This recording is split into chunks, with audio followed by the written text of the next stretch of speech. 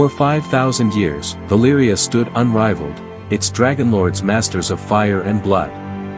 Yet beneath its streets and towers, the earth itself whispered of coming ruin. The 14 flames, the great volcanic mountains that fueled Valyria's sorcery, had grown restless.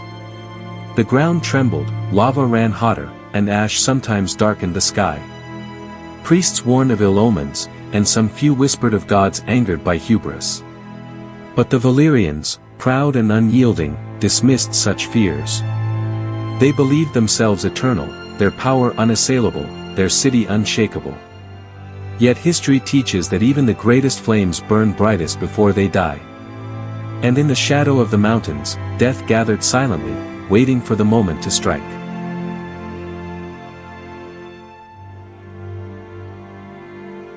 Then, without warning, the mountains erupted as one. The 14 flames split open, vomiting fire and ash into the heavens. The sky turned black as night, even in midday. Rivers of molten stone cascaded down into the city, boiling the seas at its edge. Towers cracked and fell, the very earth tearing itself apart. The air filled with smoke so thick that men could not breathe, and the sun itself vanished behind a curtain of ash. Panic swept the streets, but there was no escape. What had stood for centuries was undone in hours. The doom had come, not by sword, not by foe, but by the fury of the world itself. Valyria, the eternal city, was burning.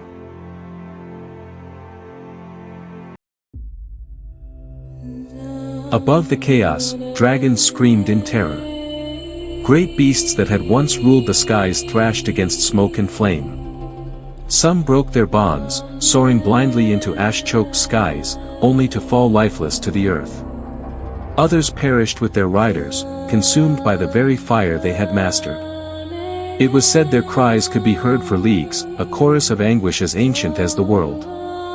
For centuries, dragons had been symbols of invincibility, creatures of flame and fury that bowed to no man. But on that day, even they were helpless before the wrath of nature. The skies that once heralded Valyria's glory became its funeral shroud, filled with fire and falling wings. The flames that shot so high and hot, that even dragons burned.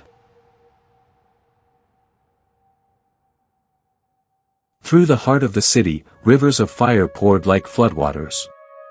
Palaces crumbled as molten rock surged through their halls. Marketplaces vanished beneath glowing tides, while statues of dragonlords melted into twisted heaps of stone. Bridges collapsed, streets dissolved, and temples split apart as though struck by unseen hands. Men and women fled, their screams swallowed by the roar of the inferno. Stone, once thought eternal, flowed like wax in the face of the doom.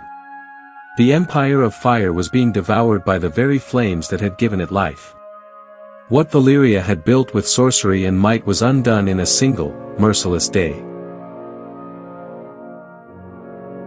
The ash grew so thick it blotted out the sun. Day became night, and night a deeper void still. Lightning split the blackened heavens, thunder rolled like the drums of war, and the world seemed to tear itself apart. To those who lived the final moments, it was as though the gods themselves had passed judgment upon Valyria. Men wept, women wailed, and even the bravest warriors faltered.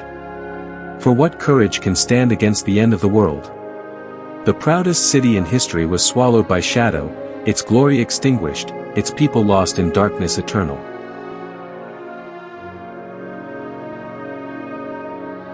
One by one, the mighty towers of Valyria fell. Great spires of black stone, carved with dragons and runes, crumbled into ash and fire. Entire districts collapsed into molten rivers, vanishing without trace. The cries of the dying mingled with the roars of dragons, until all sound was consumed by the roar of fire. The wealth of empires, the wisdom of ages, the marvels of sorcery, all gone, reduced to ruin. Valyria, the city eternal, had become a tomb of flame. Its towers, once symbols of dominion, stood only long enough to collapse into the abyss. The empire of fire and blood was ended.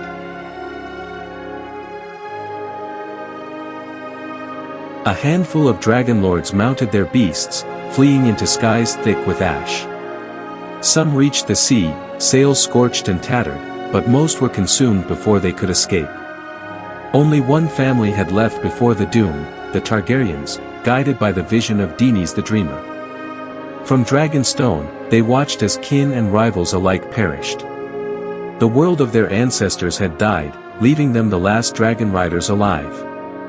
Where others mocked prophecy, the Targaryens endured. Their survival was not chance, but destiny. And destiny would one day carry them west, across the narrow sea, to forge a new world from the ashes of the old. When at last the flames subsided, silence fell over the smoking ruins. What had once been the greatest city ever built was now a wasteland of ash, poison, and shadow. Its libraries were lost, its forges extinguished, its secrets swallowed by fire. The freehold was gone, its dominion broken, its name now a ghost whispered in fear. Sailors spoke of demons haunting the smoking waters, of whispers in the ash, of curses upon those who dared to enter. The mightiest empire in history had perished, not by conquest, but by its own foundation of fire. And from the doom, only one truth remained: Valyria was dead. But from its ashes, the Targaryens would rise.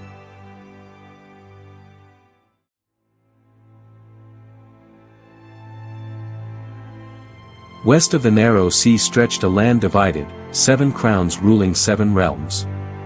In the north, the ancient Starks reigned from Winterfell, kings of snow and stone. To the west, the Lannisters sat atop their golden mines at Casterly Rock. In the fertile reach, the Gardeners held sway, their fields vast and unending. The Stormlands bowed to Argilac the arrogant, proud and fierce. The Arryns ruled from the heights of the Vale, while in sun-scorched Dorne, House Martell endured the sands. Across the seas, each kingdom seemed strong in its own right, yet none were united. For 1,000 years they quarreled, battled, and schemed, blind to the storm gathering on Dragonstone. Their crowns glittered, but soon they would melt before dragonfire.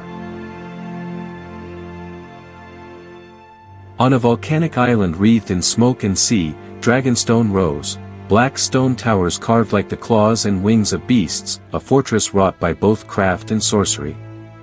Here, the Targaryens endured while their kin perished in the Doom of Valyria. The castle loomed over crashing waves, its halls filled with the hiss of fire and the shadow of wings. For outsiders, Dragonstone was a place of dread, an outpost far from the freehold's former glory.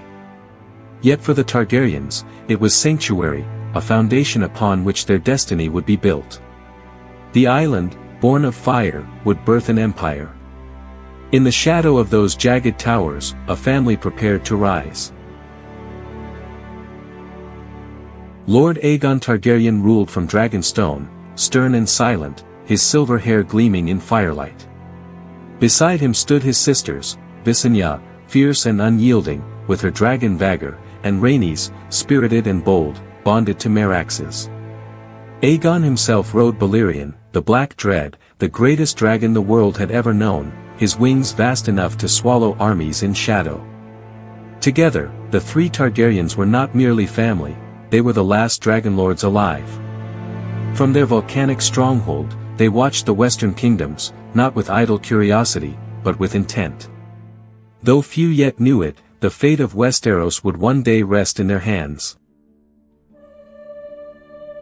As a boy, Aegon had shown little interest in the games of Valyria, yet on Dragonstone he pored over maps of Westeros, tracing its rivers and mountains, learning its strongholds and weaknesses.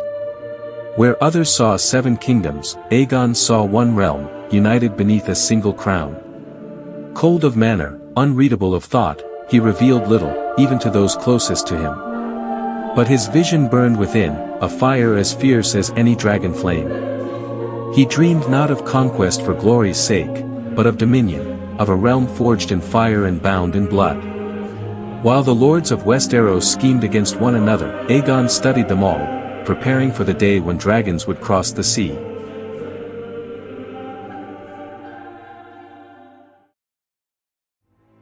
Above Dragonstone, the skies thundered with the beating of wings.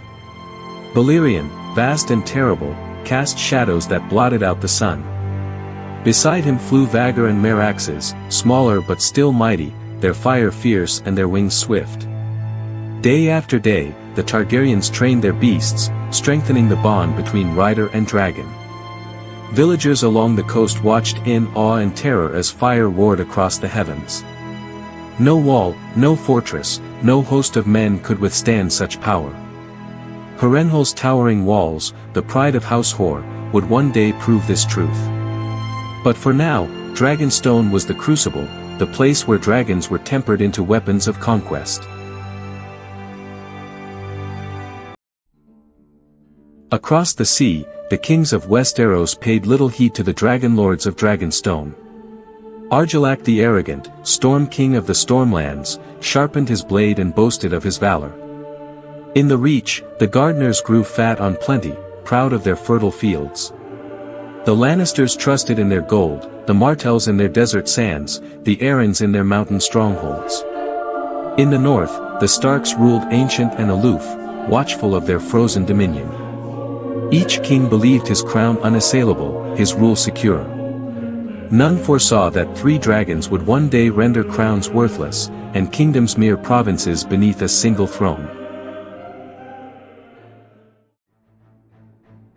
On the high balcony of Dragonstone, Aegon stood clad in black and crimson, the colors of his house. Behind him loomed Balerion, the Black Dread, wings folded like mountains at rest. At his side, Visenya and Rhaenys stood ready, each bound to their dragons, each prepared to share in his destiny. Aegon gazed westward, across the narrow sea, toward kingdoms divided and unprepared. His voice was seldom raised, his plans seldom spoken, but his resolve was unshakable. This was no mere ambition, no passing dream. Aegon was preparing not to rule a corner of the world, but to claim it all. Fire and blood would be the price. Unity would be the reward.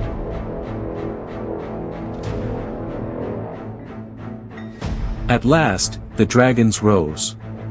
Balerion's colossal wings struck the air, shaking the cliffs. Vhagar and Meraxes followed, their cries splitting the sky. From the battlements of Dragonstone, men and women looked up in awe, for never before had such might taken to the heavens together. Across the sea, lords and kings quarreled over borders and pride, unaware that the storm had already broken. The age of many kings was ending.